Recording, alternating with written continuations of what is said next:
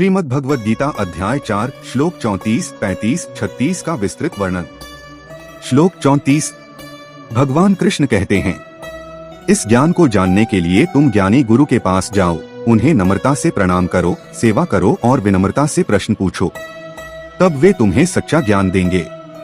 सच्चा ज्ञान केवल किताबों से नहीं बल्कि अनुभवी गुरु से मिलता है। ज्ञान प्राप्त करने के लिए 3 बातें जरूरी हैं: नम्रता रिस्पेक्ट, सेवा सर्विस, प्रश्न क्यूरियोसिटी। सही गुरु ही जीवन की दिशा बदल सकता है। जीवन में एक सच्चे गुरु का होना बहुत जरूरी है।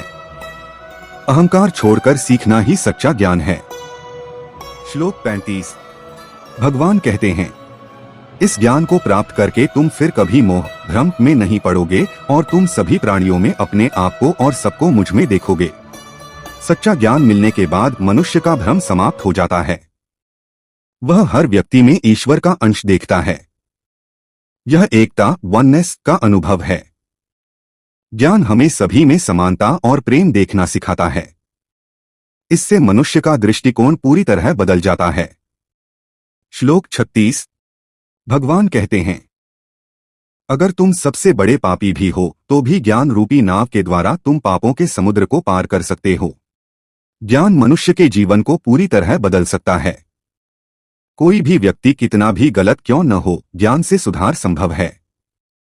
ज्ञान एक ऐसी शक्ति है जो जीवन को नई दिशा देती है। कभी भी खुद को कम मत समझो, सुधार हमेशा संभव है। सही ज्ञान जीवन को बदल देता है।